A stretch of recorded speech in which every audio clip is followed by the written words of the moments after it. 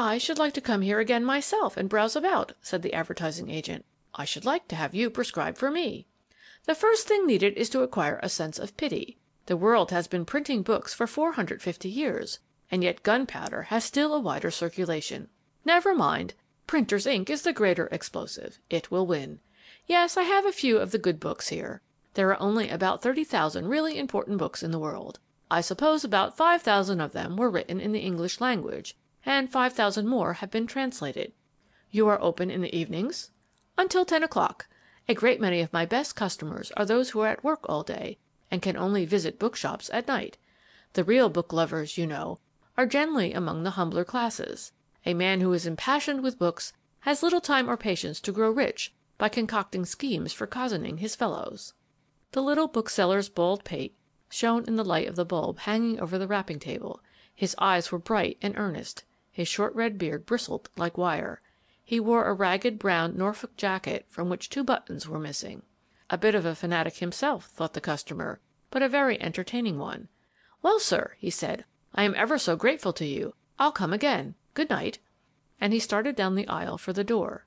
As he neared the front of the shop, Mr. Mifflin switched on a cluster of lights that hung high up, and the young man found himself beside a large bulletin board covered with clippings, announcements, circulars, and little notices written on cards in a small, neat script. The following caught his eye.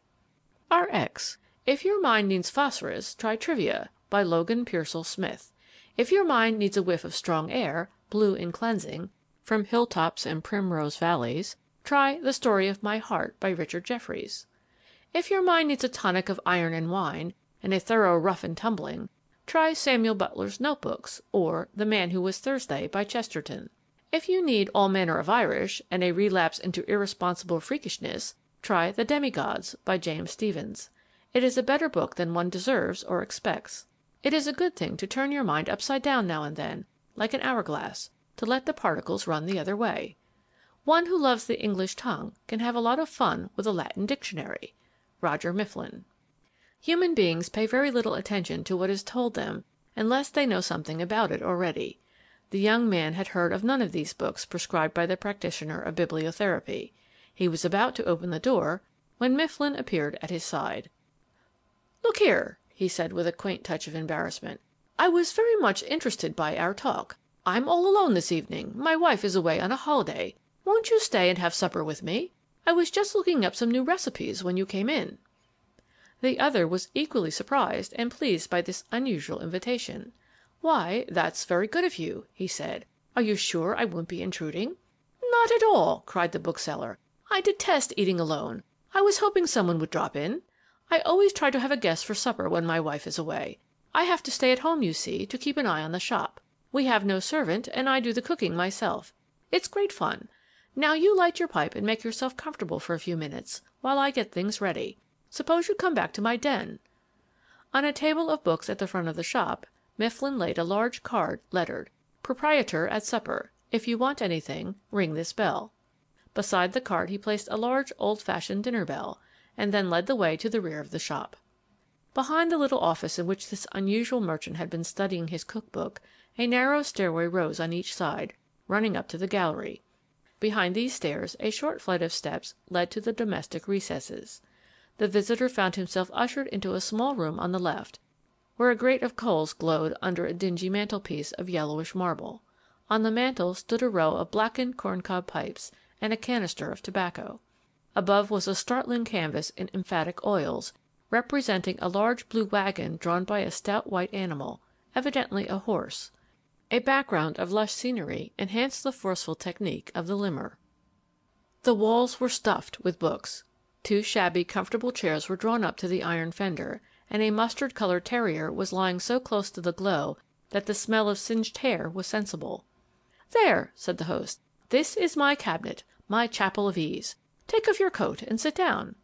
"Really," began Gilbert, "I'm afraid this is—" "Nonsense! Now you sit down and commend your soul to Providence and the kitchen stove. I'll bustle round and get supper." Gilbert pulled out his pipe, and with a sense of elation prepared to enjoy an unusual evening. He was a young man of agreeable parts, amiable and sensitive.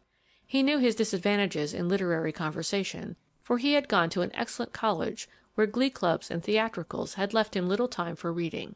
But still he was a lover of good books, though he knew them chiefly by hearsay. He was 25 years old, employed as a copywriter by the Grey Matter Advertising Agency. The little room in which he found himself was plainly the bookseller's sanctum, and contained his own private library. Gilbert browsed along the shelves curiously. The volumes were mostly shabby and bruised. They had evidently been picked up one by one in the humble mangers of the second-hand vendor. They all showed marks of use and meditation. Mr. Gilbert had the earnest mania for self-improvement which has blighted the lives of so many young men, a passion which, however, is commendable in those who feel themselves handicapped by a college career and a jeweled fraternity emblem. It suddenly struck him that it would be valuable to make a list of some of the titles in Mifflin's collection, as a suggestion for his own reading. He took out a memorandum book and began jotting down the books that intrigued him. The Works of Francis Thompson, 3 volumes. Social History of Smoking, Apperson. The Path to Rome, Hilaire Belloc. The Book of Tea, Cacuzo. Happy Thoughts, F. C. Burnand. Dr. Johnson's Prayers and Meditations. Margaret Ogilvy, J. M. Barrie. Confessions of a Thug, Taylor. General Catalogue of the Oxford University Press. The Morning's War, C. E. Montague. The Spirit of Man, edited by Robert Bridges. The Romany Rye, Burrow. Poems, Emily Dickinson. Poems, George Herbert. The House of Cobwebs, George Gissing. So far had he got, and was beginning to say to himself that in the interests of advertising, who is a jealous mistress, he had best call a halt, when his host entered the room, his small face eager, his eyes blue points of light. "Come, Mr. Aubrey Gilbert," he cried. "The meal is set. You want to wash your hands? Make haste, then, this way. The eggs are hot and waiting." The dining room into which the guest was conducted betrayed a feminine touch not visible in the smoke-dimmed quarters of the shop and cabinet. At the windows were curtains of laughing chintz and pots of pink geranium. The table, under a drop light in a flame-colored silk screen, was brightly set with silver and blue china. In a cut-glass decanter sparkled a ruddy brown wine. The edged tool of advertising felt his spirits undergo an unmistakable upward pressure. "Sit down, sir," said Mifflin, lifting the roof of a platter. "These are eggs Samuel Butler, an invention of my own, the apotheosis of hen fruit." Gilbert greeted the invention with applause. An egg Samuel Butler, for the notebook of housewives, may be summarized as a pyramid based upon toast, whereof the chief masonries are a flake of bacon, an egg poached to firmness, a wreath of mushrooms, a cap sheath of red peppers, the whole dribbled with a warm pink sauce of which the inventor retains the secret. To this the bookseller chef added fried potatoes from another dish, and poured for his guest a glass of wine. "This is California Catawba," said Mifflin, "in which the grape and the sunshine very pleasantly, and cheaply, fulfill their allotted destiny. I pledge you prosperity to the black art of advertising." The psychology of the art and mystery of advertising rests upon tact, an instinctive perception of the tone and accent which will be en rapport with the mood of the hearer. Mr. Gilbert was aware of this, and felt that quite possibly his host was prouder of his whimsical avocation as gourmet than of his sacred profession as bookman. "Is it possible, sir," he began, in lucid Johnsonian, "that you can concoct so delicious an entrée in so few minutes? You are not hoaxing me? There is no secret passage between Gissing Street and the laboratories of the Ritz?" "Ah, you should taste Mrs. Mifflin's cooking," said the bookseller. "I am only an amateur, who dabbles in the craft during her absence. She is on a visit to her cousin in Boston. She becomes, quite justifiably, weary of the tobacco of this establishment, and once or twice a year it does her good to breathe the pure serene of Beacon Hill. During her absence it is my privilege to inquire into the ritual of housekeeping. I find it very sedative after the incessant excitement and speculation of the shop." "I should have thought," said Gilbert, "that life in a bookshop would be delightfully tranquil." "Far from it. Living in a bookshop is like living in a warehouse of explosives. Those shelves are ranked with the most furious combustibles in the world, the brains of men. I can spend a rainy afternoon reading, and my mind works itself up into such a passion and anxiety over mortal problems as almost unmans me. It is terribly nerve-racking. Surround a man with Carlyle, Emerson, Thoreau, Chesterton, Shaw, Nietzsche, and George Ade. What would you wonder at his getting excited?